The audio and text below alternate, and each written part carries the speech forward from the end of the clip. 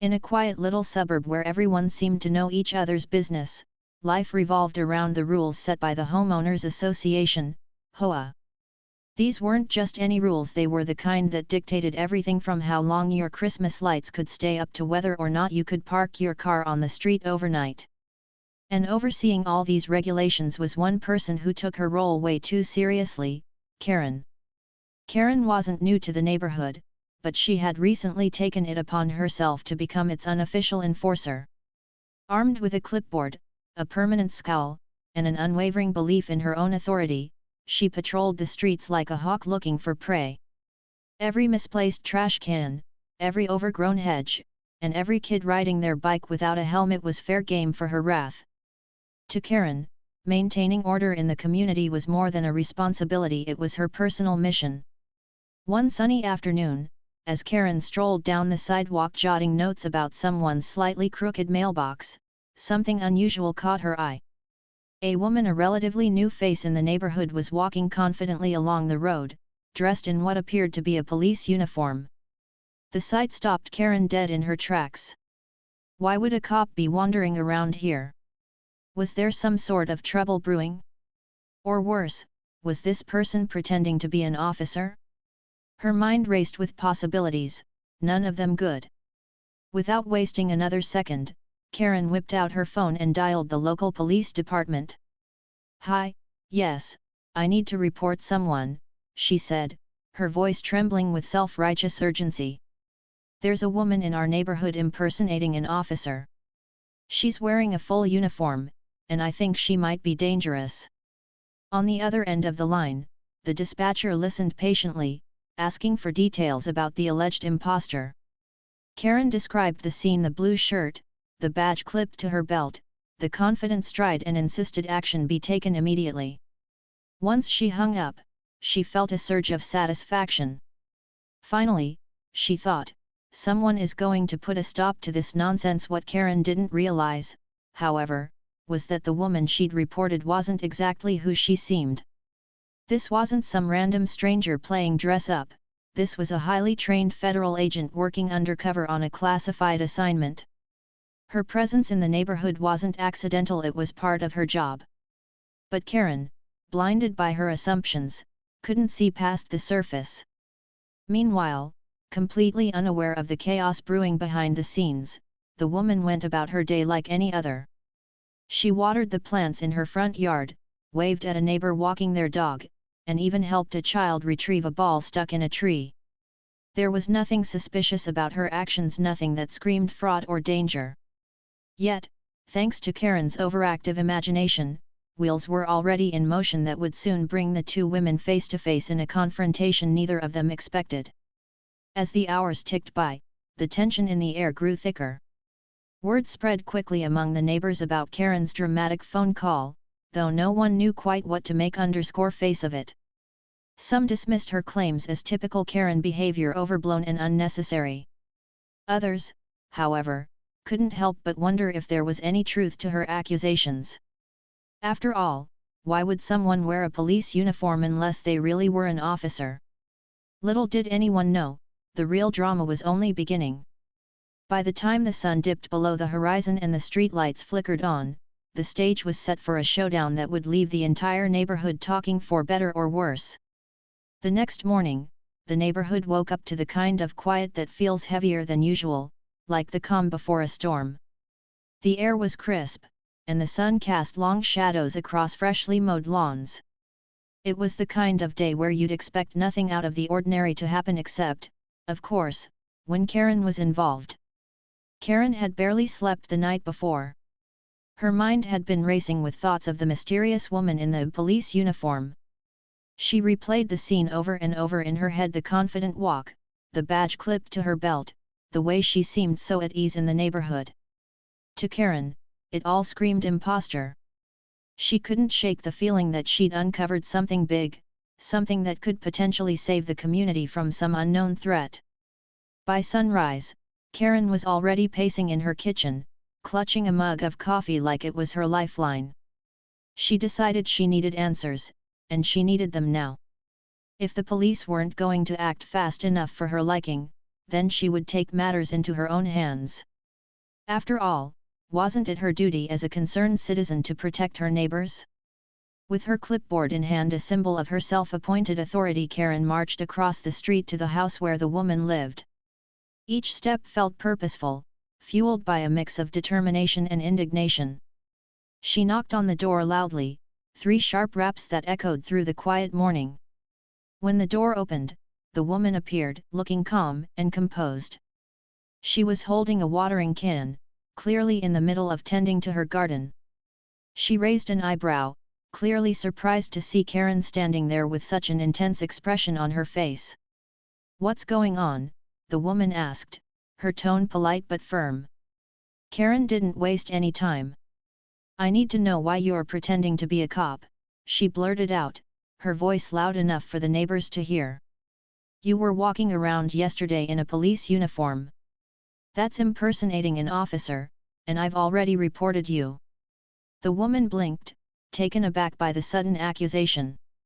For a moment, she just stood there, processing what Karen had said. Then, with a small sigh, she set the watering can down on the porch and crossed her arms.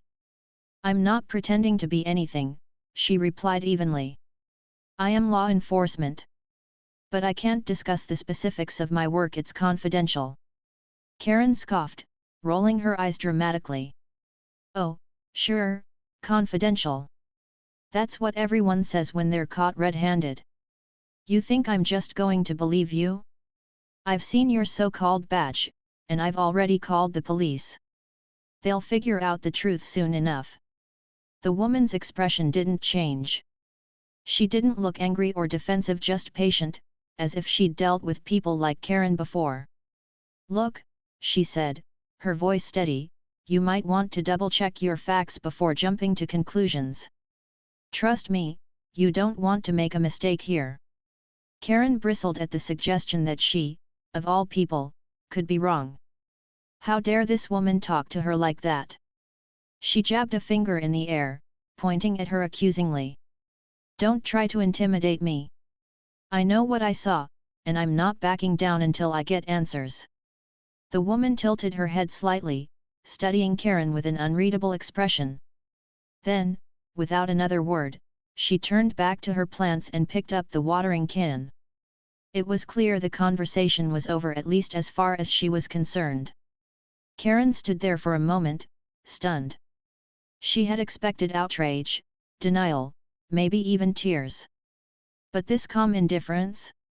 It threw her off completely.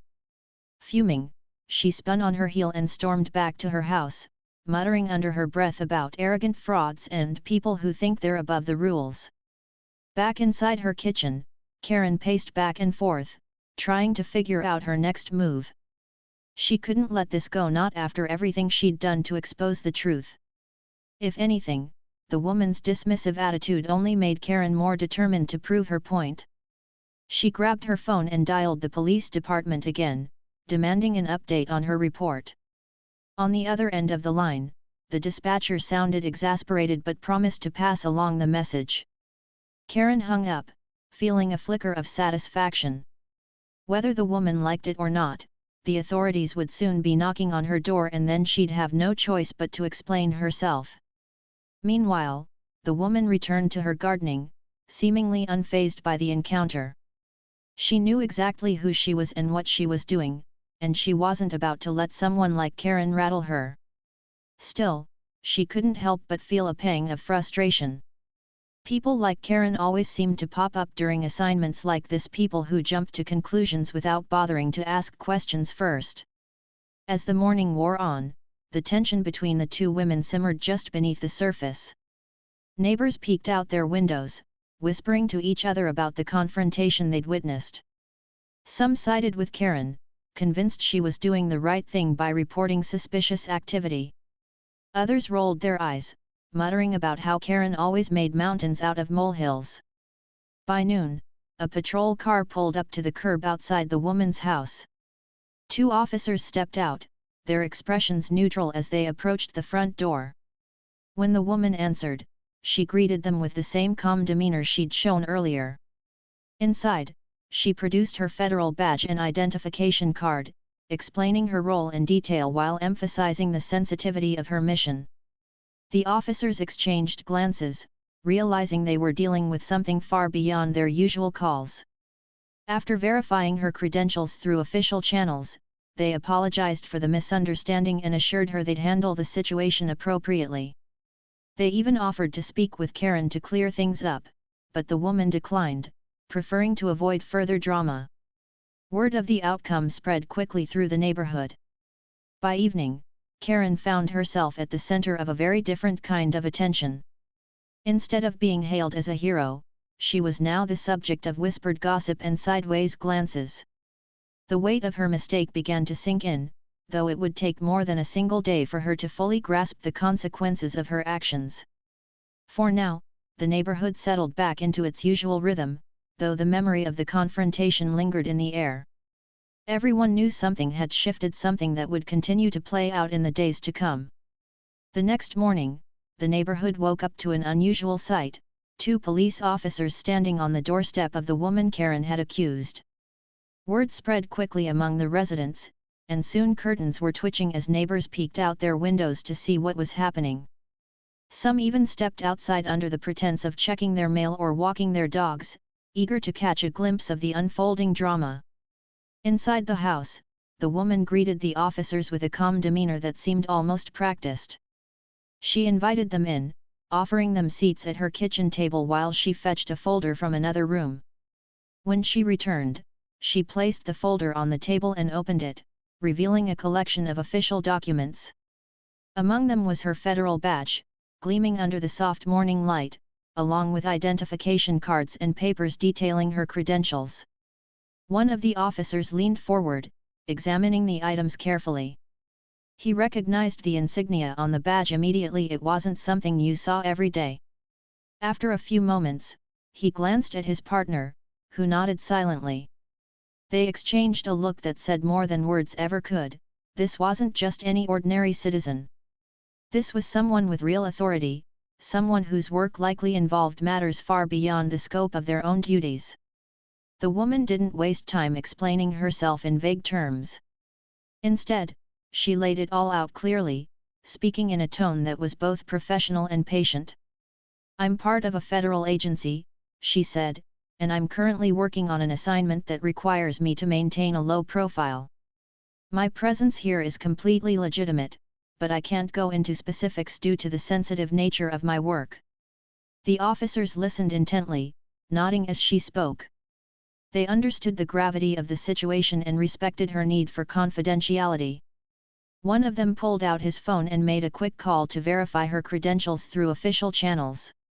Within minutes, they received confirmation: everything she had told them checked out. She was exactly who she claimed to be: a highly trained agent doing her job. Once the verification process was complete, the officers stood up, their expressions softening. "Ma'am," one of them said, "we apologize for any inconvenience this may have caused you. We'll make sure to address the misunderstanding promptly and ensure there are no further issues." The woman smiled faintly, appreciating their professionalism. "Thank you," she replied. "I understand how these things happen, but I'd appreciate it if we could keep this between us. The last thing I need is unnecessary attention." The officers assured her they would handle the matter discreetly and left the house, leaving behind a sense of relief and a lingering tension in the air. As they walked back to their patrol car, they couldn't help but shake their heads at the absurdity of the situation. Whoever had reported her clearly hadn't done their homework. Back inside, the woman took a deep breath and sat down at the table. She knew this wasn't the end of it. People like Karen rarely backed down, especially when they felt personally invested in proving themselves right. Still, she refused to let the situation consume her. Her focus remained on her mission, not on the distractions caused by overzealous neighbors. Meanwhile, word of the visit spread like wildfire through the community. Neighbors whispered to each other about what they'd seen, piecing together bits of information like amateur detectives. Some assumed the worst, convinced that the presence of police officers meant the woman really was guilty of something. Others began to doubt Karen's accusations, wondering if maybe just maybe she had jumped to conclusions without all the facts. By midday, Karen herself heard about the officer's visit.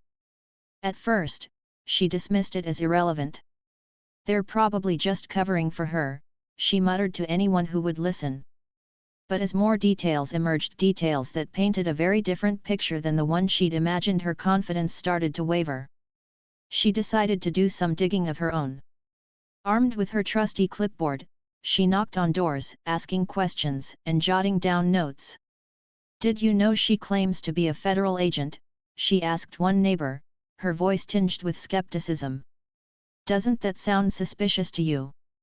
But instead of rallying support, Karen found resistance. Many neighbors shrugged off her concerns, saying things like, "Well, if the police checked her out and didn't arrest her, maybe she's telling the truth." Others rolled their eyes outright, tired of her constant crusades against perceived injustices. Even those who had initially sided with her began to question whether she'd gone too far this time. Karen's frustration grew with each unanswered question. How could everyone be so blind? Didn't they realize she was only trying to protect the neighborhood? By evening, she was pacing her living room, replayed scenarios running through her mind. She needed proof, not just hearsay or assumptions, to confirm her suspicions. And she knew exactly where to find it.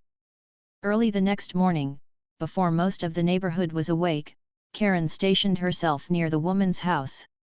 She hid behind a bush, binoculars in hand, determined to catch her in the act of, well, something. Anything that would validate her claims. Hours passed, and nothing happened. The woman went about her routine, watering plants, taking out the trash, chatting briefly with a neighbor, but there was nothing remotely incriminating about her behavior. As the sun climbed higher in the sky, Karen's resolve began to crack. She lowered the binoculars, rubbing her temples in frustration. What was she missing? Why couldn't she find the smoking gun she needed to expose the truth? Unbeknownst to Karen, the woman noticed her lurking in the bushes. Rather than confronting her, she simply shook her head and continued with her day. She had dealt with people like Karen before, people who clung to their convictions so tightly that they couldn't see the bigger picture. Arguing with them never worked. Patience and professionalism were the only ways to handle such situations. Later that afternoon, Karen finally gave up her stakeout and returned home, defeated but not deterred. She still believed she was right, even if the evidence wasn't piling up in her favor. And though she didn't yet realize it, her refusal to accept the truth was setting the stage for an even bigger confrontation, one that would force the entire neighborhood to pick sides. For now, however, the tension simmered quietly beneath the surface, waiting for the right moment to boil over. The woman went about her life, unfazed by Karen's antics, while the rest of the community watched and waited, unsure of what would happen next. Little did they know, the climax of this saga was closer than anyone anticipated, and it would leave a lasting impact on everyone involved. Karen wasn't the type to admit she was wrong, not even to herself. So when word got around that the woman she'd accused of impersonating an officer was actually a legitimate federal agent, Karen didn't back down. Instead, she doubled down, determined to prove that she was still in the right even if everyone else thought otherwise. The next day, Karen called an emergency meeting of the HOA board. She sent out emails, made phone calls, and even went door to door to ensure maximum attendance. Her message was clear: we need to talk about this situation and figure out what's really going on. Of course, what she really meant was, I need to show everyone that I'm not the bad guy here. By the time the meeting rolled around, the community center was packed. Neighbors who usually couldn't be bothered to attend HOA meetings were now sitting in folding chairs, curious to see how this drama would unfold. There was a buzz in the air, a mix of anticipation and awkwardness. Some people whispered among themselves, while others sat quietly, waiting for Karen to make her case. When Karen finally stood up at the front of the room, clipboard in hand, she looked like she was ready to deliver the closing argument of her life. She cleared her throat loudly, silencing the murmurs in the room, and launched into her speech. "Ladies and gentlemen," she began, her voice firm and authoritative, "we have a serious issue in our neighborhood. A person claiming to be law enforcement has moved in among us, and we need to get to the bottom of it." She pulled out a stack of printed emails and handwritten notes, holding them up like evidence in a courtroom. "This individual has been walking around in a uniform, intimidating neighbors and abusing their position. I reported it to the police because that's what any responsible citizen would do. But instead of addressing the problem, they've brushed it under the rug. We can't let that happen." The room was silent for a moment as Karen paused to let her words sink in. She scanned the crowd, looking for nods of agreement or murmurs of support. But most people just stared back at her blankly, unsure of how to respond. Some shifted uncomfortably in their seats, while others exchanged skeptical glances. Just as Karen was about to continue her rant, the door at the back of the room opened. Everyone turned to see the woman walk in, flanked by two stern-looking individuals in suits. The room fell completely silent. You could hear a pin drop. Karen froze mid-sentence, her mouth hanging open as she watched the trio make their way to the front of the room. The woman didn't say anything at first. She simply stood there, calm and composed, as the two agents beside her surveyed the crowd. When she finally spoke, her voice was steady and commanding. "Good evening, everyone. I know there's been some confusion, and I'd like to clear things up." Karen's face turned bright red. She sputtered, trying to regain control of the situation. You're not supposed to be here. This is an HOA meeting." The woman ignored her and continued. "As some of you may know, I'm a federal agent working on a classified assignment. My presence in this neighborhood is part of my job, and I've taken great care to keep a low profile. Unfortunately, false accusations have been made against me, which I wanted to address directly." She turned to Karen, who was now shrinking in her seat, clutching her clipboard like a lifeline. "I understand that misunderstandings can happen," the woman said, her tone measured but firm. "But spreading misinformation and making reckless claims can have serious consequences not just for me, but for everyone in this community." One of the agents stepped forward, his expression unreadable. "To clarify," he said, addressing the room, "this individual is a highly respected member of our agency. Her credentials are legitimate, and her work is critical to national security. Any further harassment or false accusations will not be tolerated." The room erupted into whispers. Neighbors exchanged wide-eyed looks, realizing just how far off base Karen had been. Some glanced at her with pity, while others shot her disapproving stares. Karen, meanwhile, was visibly crumbling under the weight of the situation. Her clipboard trembled in her hands, and she avoided making eye contact with anyone. When the agents finished speaking, the woman added one final note. "I appreciate your cooperation and discretion regarding my presence here. If anyone has concerns or questions, feel free to reach out through proper channels." With that, she nodded politely and left the room, the two agents following close behind. For a few moments, no one said anything. Then, slowly, people began to gather their things and file out of the room. Karen stayed seated, staring at the floor as the reality of what had just happened sank in. She had gone from being the self-appointed guardian of the neighborhood to its biggest embarrassment, and everyone knew it. Later that evening, Karen sat alone in her living room, replaying the meeting in her mind.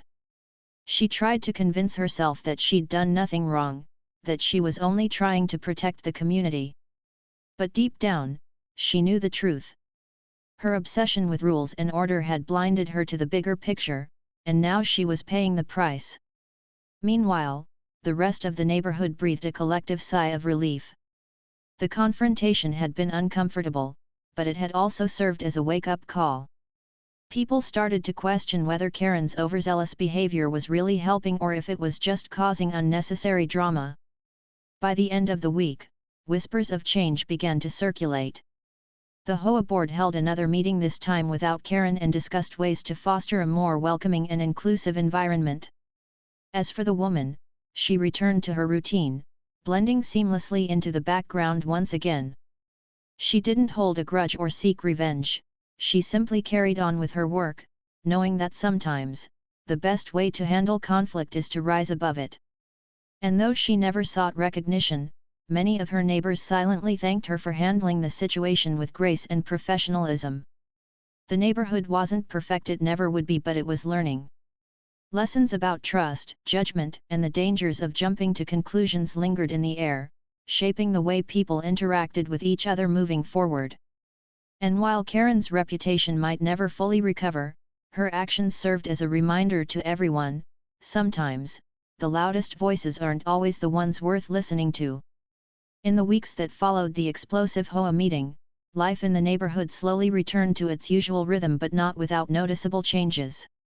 The confrontation between Karen and the federal agent had left an indelible mark on everyone, forcing them to reflect on their own actions and attitudes. For some, it was a moment of clarity, for others, it was a hard lesson in humility. Karen, once the self-appointed queen of the neighborhood, found herself increasingly isolated. Her obsessive behavior, which had always rubbed people the wrong way, now made her a pariah. Neighbors who used to humor her complaints about overgrown lawns or misplaced trash cans now avoided eye contact when they passed her on the street. Even members of the HOA board distanced themselves, quietly stripping her of her leadership role during a low-key vote she wasn't invited to attend. At first, Karen tried to fight back. She sent angry emails to the board, demanding explanations and accusing them of betrayal. But no one responded, not because they were afraid of her, but because they simply didn't care anymore. It was as if the neighborhood had collectively decided to move on without her. Eventually, Karen stopped attending meetings altogether, retreating into her home like a turtle pulling into its shell. When she did venture outside, she kept her head down, avoiding any interaction with the very neighbors she'd once lorded over. For the rest of the community, the incident sparked a series of conversations that went deeper than just gossip about Karen's downfall. People began talking about trust, how quickly assumptions can spiral out of control, and how dangerous it is to judge someone based on appearances alone. One neighbor, a retired teacher named Linda, summed it up perfectly during a casual chat over coffee: "We all thought we knew what was best for this place, but maybe we forgot that kindness matters more than rules." The woman at the center of the storm continued going about her life as if nothing had happened. She watered her plants, waved at passing neighbors, and occasionally helped carry groceries for an elderly resident who lived down the block. There was nothing flashy or attention-seeking about her behavior, just quiet acts of decency that spoke volumes. Over time, people started warming up to her, realizing that she wasn't some mysterious figure to be feared, but simply another human being trying to do her job while maintaining a sense of normalcy. Her presence also inspired subtle shifts in the way people treated each other. Neighbors who had once kept to themselves began reaching out, organizing small gatherings or offering help when someone seemed to need it. A few even formed a volunteer group to assist with community projects, like painting the playground fence or planting flowers in the median strip. These efforts weren't grand gestures, they were simple, heartfelt ways of reconnecting after years of focusing too much on rules and not enough on relationships. Of course, not everything changed overnight. Old habits die hard, and there were still moments of tension. Some residents grumbled about the lack of enforcement for minor infractions, like cars parked on the street past midnight or holiday decorations left up too long. But overall, the atmosphere felt lighter, less suffocating. People laughed more, argued less, and approached disagreements with a bit more patience than before. As for Karen, her fall from grace became the stuff of whispered jokes and cautionary tales. Kids riding their bikes would sometimes pretend to pull out imaginary clipboards and mimic her stern voice, shouting, "That's against the rules." Adults chuckled knowingly but never said anything directly to her face. It wasn't cruelty, it was just the natural consequence of pushing people too far for too long. One day, months after the drama had died down, Karen finally emerged from her self-imposed exile. She walked briskly through the neighborhood, clutching a grocery bag, her eyes fixed firmly ahead. No one stopped her or said a word, though a few curious glances followed her path. It was clear she was trying to rebuild her life in her own quiet way, though whether she'd learned anything from the experience remained unclear. By contrast, the woman continued to earn respect without seeking it. When a new family moved in across the street, she was one of the first to welcome them, bringing over a plate of cookies and offering tips about local schools and parks. The gesture might have seemed ordinary, but it carried weight in a community still healing from division. Her ability to blend authority with approachability reminded everyone that strength doesn't always come from asserting power, it often comes from showing compassion. Eventually, the story of Karen's misguided crusade faded into the background, becoming part of the neighborhood's shared history. Newcomers heard snippets of it during casual chats, usually accompanied by laughter or headshakes. "Oh yeah," someone might say, "that was back when Karen thought she could take on the FBI." The tale served as both entertainment and a reminder of the importance of humility and perspective. Looking back, the entire ordeal felt like a turning point, a moment when the neighborhood realized it needed to grow up a little. Rules were important, sure, but so was understanding. Trust couldn't be enforced with clipboards and scowls, it had to be earned through mutual respect and genuine connection. And so, life went on. The streets remained clean, the lawns stayed trimmed, and the occasional argument over parking spaces flared up and then fizzled out. But beneath the surface, something deeper had shifted. The community had learned that living together wasn't just about following rules, it was about finding balance, embracing imperfection, and remembering that everyone has a story worth hearing. As the seasons changed and the trees shed their leaves, the neighborhood settled into a new kind of harmony. It wasn't perfect, and it probably never would be. But it was real, and sometimes, that's all you can ask for.